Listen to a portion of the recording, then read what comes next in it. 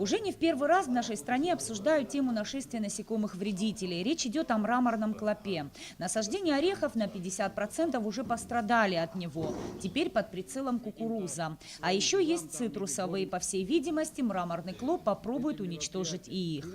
Количество насекомых, поедающих сельхозкультуры в нашей стране, только увеличивается. Жара лишь способствует их росту. Специалисты подтверждают, время упущено, но это не значит, что борьбу с паразитом нужно прекращать. Это экономически очень, значит, обременительная вещь, но если этим не заниматься, будет катастрофа. Наши сельскохозяйственные культуры под угрозой, кроме того, наши осенние культуры, это королек, хурма, все высыпалось, они поражены. Специалисты предлагают своевременно использовать препараты, которые помогут избавить культуры от насекомых. Но пока сделать это в необходимом количестве не представляется возможным, так как средства дорогостоящие, на большие объемы не хватает финансов. Также экологи предлагают оповестить население через все возможные СМИ, рассказать им о методах и средствах борьбы с вредителем. Пока, если даже время на данный момент упущено, хотя бы на следующий этап, как вы говорите, в период откладки, да, там личинок этих насекомых, чтобы мы не упустили этот момент.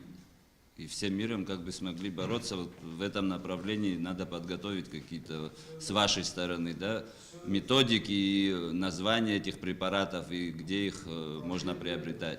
Представители сельхозуправлений предложили более действенный, на их взгляд, способ оповещения населения о нашествии мраморного клопа. Это СМС-сообщение. Так информация дойдет до каждого, говорят они. У нас вот 2 сотовые компании. Можно провести СМС-оповещение. Когда вот экологи, вы же знаете прекрасно, когда одна стадия, вторая стадия чередуется. И то есть какие препараты применять и в какое время. То есть чтобы приходили эти сообщения, человек уже был готов. Понимаю, с финансовой точки зрения, конечно же, обеспечить население данными препаратами сложно, но человек хотя бы будет знать, что в это время эффективнее всего и проводить лечение с данным. Экологи объясняют, мраморный клоп пожирает плоды и листья. Фрукт или орех повреждается ими еще на стадии созревания. И как итог уменьшается количество урожая. А через год-два сельское хозяйство может лишиться большей части культур. Есть несколько методов борьбы с этим насекомым. И только химический метод сегодня мало что даст, поскольку химическим методом не везде можно пройти и сделать. В процессе обсуждения выяснилось, что химикаты, применяемые для борьбы с насекомыми, поражают сами растения и окружающую среду. И они не всегда являются действенными, утверждают специалисты. Сельское хозяйство сегодня и уничтожено, и погублено этим мраморным клопом. Люди надеялись на орех.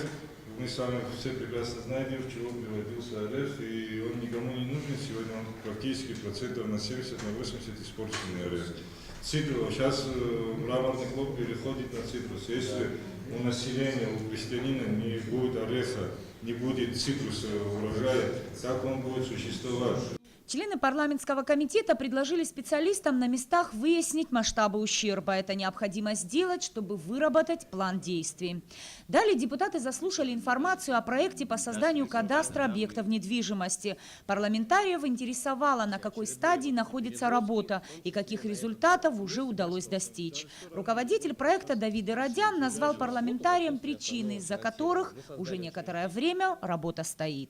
Первое, что такое кадастр, самое простое, это определение точного объекта. Если мы не знаем границ, если мы их просто на бумаге рисуем, и рисуем, там вот здесь живет сосед, здесь живет этот, здесь дорога проходит, но если нет координат, это все, в стране нет полноценного учета. Первое, что такое кадастр, это определение границ земельных участков и положение зданий на них.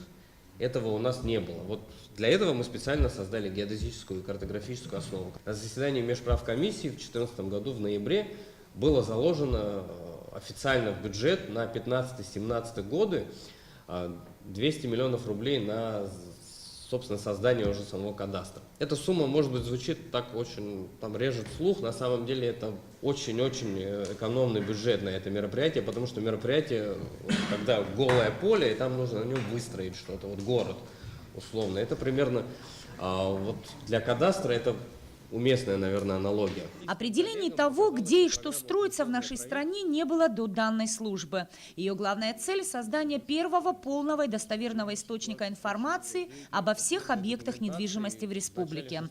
Кадастр – это важнейший элемент инфраструктуры рыночной экономики. Он необходим для учета и оценки объектов недвижимости.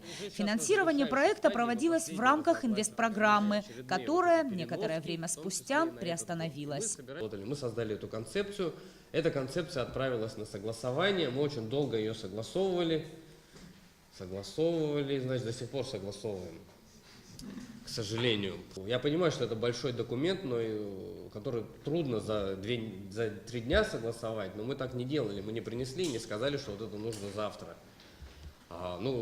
По-моему, там больше года достаточно для того, чтобы согласовать любой документ. Он состоит из 160 страниц, наверное, даже 1600 можно было изучить за это время. Сейчас проект на завершающей стадии. В случае возобновления специалисты обещают в течение 2 лет завершить работу и протестировать программу. Мы же видим, как бесконтрольно застраиваются наши побережья, бесконтрольно застраиваются наши города, бесконтрольно непонятно, каким образом и где люди что хотят, то и строят.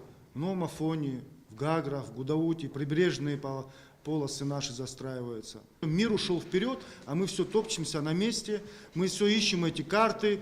Нам надо уже переходить на новый этап, на новый путь развития. Поэтому и правительство, и государство должно быть заинтересовано, чтобы все-таки побыстрее установить вот то, о чем вы говорите. Когда кадастр объектов недвижимости появится в Абхазии, понадобится помощь депутатов. Парламент должен будет разработать и принять нормативные документы, которые позволят важнейшему инструменту рыночной экономики начать работать. Нисфа Аршба, Беслан Шхинджери, Абхазское телевидение.